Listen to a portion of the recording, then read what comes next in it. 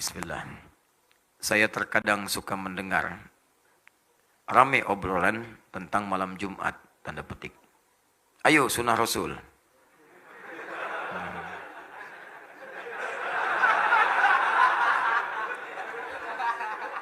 Paham nggak? Ya berdoa aja dulu ya. Berdoa yang serius, mudah-mudahan ya 2 hari sebelum kiamat bisa nikah ya. Insyaallah. Ayo sunnah Rasul, malam Jumat ayo sunnah Rasul. Nah, yang saya tahu hadis yang menyebutkan itu ternyata hadis maudhu. Benarkah? Katanya tahu, engkau nanya itu mah teh. Ya, yang saya tahu hadis yang menyebutkan itu ternyata hadis maudhu. Benarkah? Nah. Sedangkan berhubungan intim suami istri tidak hanya malam Jumat saja, alias kapanpun saja harinya bebas.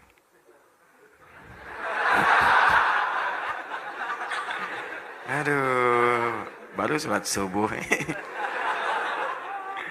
Bagaimanakah sebenarnya yang Rasulullah SAW ajarkan tentang berhubungan intim dalam pernikahan? Dan bagaimana hukum istri yang menolak ajakan hubungan intim? Dilaknatnya maknanya apa? Ya baiklah.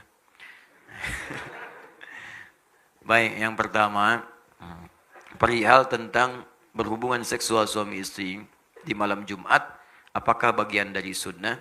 Sepanjang pengetahuan kami, tidak ada satu hadis pun, atau bahkan ayat Al-Quran pun, yang mengkhususkan misalnya hubungan suami istri di hari-hari tertentu, malam-malam tertentu. Ya, tidak ada di hari-hari tertentu, malam-malam tertentu. Sehingga Syekh Wahbah Az-Zuhaili, Allah yarham, dalam kitabnya Al-Fiqhul Islami wa Adillatuh. Saya sarankan kalau ada rezeki beli kitab ini. Sudah ada terjemahannya dalam bahasa Indonesia. Ini bagus sekali.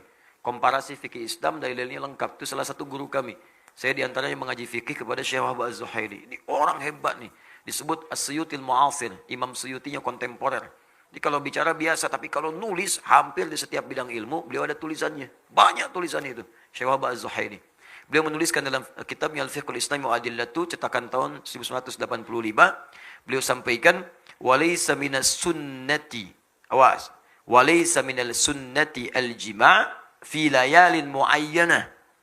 Dan tidak tersebut dalam sunnah itu, ya terdapatnya kemudian isyarat hubungan seksual suami istri di malam-malam khusus. Misal di malam Jumat saja, atau di malam Sabtu saja, ya atau di malam misalnya Senin saja, tidak disebutkan. Ya tidak disebutkan. Bahkan ketika ayat Al-Quran turun itu bahkan di malam-malam Ramadan pun, ya itu kalau misalnya terjadi hasrat itu diperkenankan. Ya sepanjang waktunya diatur yang tidak kemudian bertabrakan dengan ibadah-ibadah tertentu. Apa dalilnya? Quran surah kedua Al-Baqarah ayat 187, paling kanan sebelah atas. Ya uhilla lakum lailatus siyami rafathu ila nisaikum hunna libasul lakum wa antum libasul lahun. Ya dihalalkan bagi kalian kalau ingin bercumbu suami istri di malam-malam Ramadan, silakan saja. Silakan, cuman dilakukan di waktu-waktu yang baik. Ya dia pakaianmu, kamu pakaiannya, berhubunganlah dengan baik. Ya dengan cara yang elok dan seterusnya. Jadi tidak ada waktu-waktu yang spesial. Adapun mungkin tafsiran ini terkait dengan keterangan Nabi sallallahu alaihi wasallam di hadis riwayat At-Tirmidzi. At-Tirmidzi nama aslinya Muhammad, bapaknya namanya Isa.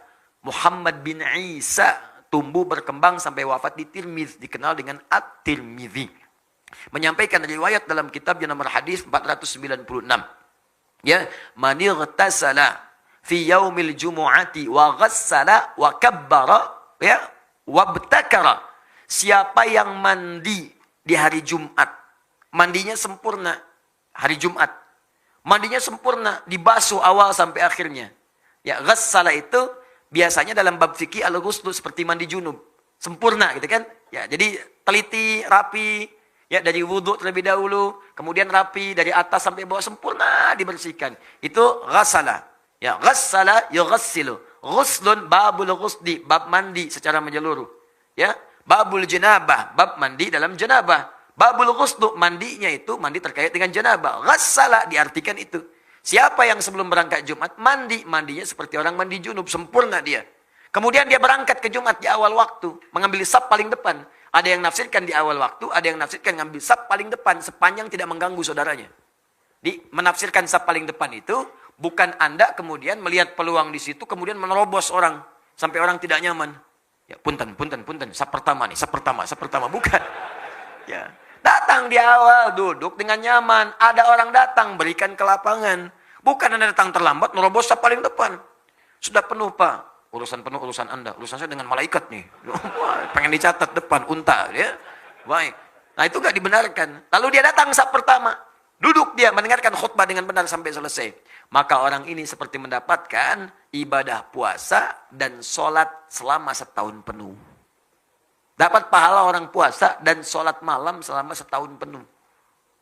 Cuman Jumat itu seperti hadisnya sahih. Termasuk oleh Syekh Al-Albani. Sahih hadisnya. Jadi kalau Anda berangkat di hari Jumat, Jumat itu peluang banyak pahalanya. Banyak sekali. Dari wudhunya, dari mandinya, dari macam-macamnya, dari berangkatnya, sampai masuknya dicatat pahalanya, sampai sholawatnya, sampai istighfarnya, sampai berdoanya. Bahkan pasca Jumat pun ada doa khusus yang kalau Anda berdoa dengan benar sulit untuk ditolak. Hafal doanya? Hafal doanya? Ya. Allahumma ikfina bihalalika an haramik. Allahumma kfina bihalalika an haramik. Wa aghnina bifadlika amman siwak. Wa bita'atika an ma'siyatik. 3 hal yang dimintakan. Pasca Jumat, minta. Sunnah, minta. Ya Allah, cukupkan aku ya Allah dengan segala yang halal darimu. Dan jauhkan aku dari segala yang haram yang tidak engkau tetapkan. Yang halal. Kalau Anda kemudian berumah tangga, cukupkan dengan istri yang halal saja ya Allah. Maka akan ditutup pintu-pintu zina, pintu-pintu selingkuh, pintu-pintu yang tidak baik. Dinatap istri orang itu sudah nggak ada getaran lagi.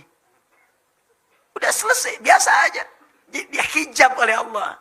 Yang menarik itu cuma istri sendiri. Istri orang punya orang. Nah, ini kan kadang-kadang pasangan sendiri kayak nggak menarik. Pasangan orang seperti ketarik-tarik. Punya media sosial, ditatap status seseorang.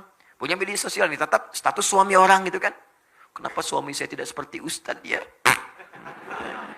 Suami ibu ditetapkan oleh Allah sesuai dengan kepentingan ibu. Istri saya dikasih saya, atau istri orang lain dikasih suami seperti yang seperti itu. Kenapa? Karena itu yang sesuai untuknya. Itu yang bisa mengantarkannya ke surga. Partner untuk berbuat baik dalam kemuliaan. Itu poinnya. Dan Anda minta kepada Allah, jadi Anda nggak akan bersentuhan dengan yang haram. Harta, minta yang halal, Anda akan bersentuhan dengan yang haram. Di ke kantor pun ditutup dari yang haram-haram. Bahkan kadang-kadang yang haram gak nyampe ke Anda. Ada proyek mau bagi-bagi nih, mau bagi yang haram. Ulah kasih saya mah soleh. Dipotong di depan, jangan kasih dia mah soleh katanya, gak akan nerima. Paling-paling, duitnya ditolak, orang dicarekan. Uangnya ditolak, kita yang dimarahin. Paling diceramahin katanya. Ya, ditolak duluan, jadi belum nyampe ke kita, dijaga tuh. Ada aja pokoknya alasan-alasannya, nggak nyampe, ditolak, ditahan oleh Allah. Tahan. Jadi kalau Anda baca dari Jumat ke Jumat, aman Anda, setiap pekan Anda dalam keadaan aman. Rizki halal, pasangan halal, perbuatan halal. Jadi dijaga dengan yang halal, dijauhkan dari yang haram. Masya Allah. Wa aghnina bifadlika amman siwa. Ya Allah, saya ingin Engkau berikan yang paling utama darimu saja, saya nggak ingin dari yang lain. Maka kita minta kepada Allah yang paling utama. Jadi kalau di kantor ada sesuatu yang baik, kita dapat yang paling utama. Kalau ada surga dijanjikan untuk kita dapat yang paling utama surganya. Kalau rizki ada untuk kita, yang paling utama. Kalau di kampus belajar, dapat kampus yang paling utama untuk maslahat kita. Kalau kita dapat nilai yang paling utama untuk bisa kita amalkan. Ukurannya bukan besar kecil dia. Ukurannya sejauh apa kita bisa mengamalkan dari semua titipan itu. Itu yang utama. Boleh jadi bagi saya, sepeda utama. Bagi Anda, motor yang utama. Kenapa? Karena ukuran untuk menjaga amanahnya seperti apa kita bisa mengamalkannya. Itu poinnya. Jangan sampai minta mobil, tapi nggak bisa menjaga amanah. Begitu pulang berat titipan Anda. Hati-hati. Orang itu nggak punya sepeda, mimpi punya motor, belum pernah mobil apalagi. Tapi ke masjid, sendalnya dipakai, berangkat 2 kilo jalan kaki. Anda sepeda ada, mobil ada, motor ada. Bahkan bercita-cita punya pesawat. Ke masjid aja nggak pernah dipakai, bagaimana hisapnya? Saya sering menyampaikan, kalau Allah titipkan amanah baru, pakai dulu untuk ibadah. Ada baju dikasih, pakai dulu untuk sholat, supaya hisapnya ringan. Pakai dulu. Ketika dihisap di hari kiamat, mulut dikunci, ditanya, dipakai apa baju ini? Bajunya bersaksi, Allahumma saya bersaksi. Bersaksi ya Allah, saya pertama kali digunakan oleh si fulan untuk sujud kepadamu. ringan hisab Anda. Tenang hatinya.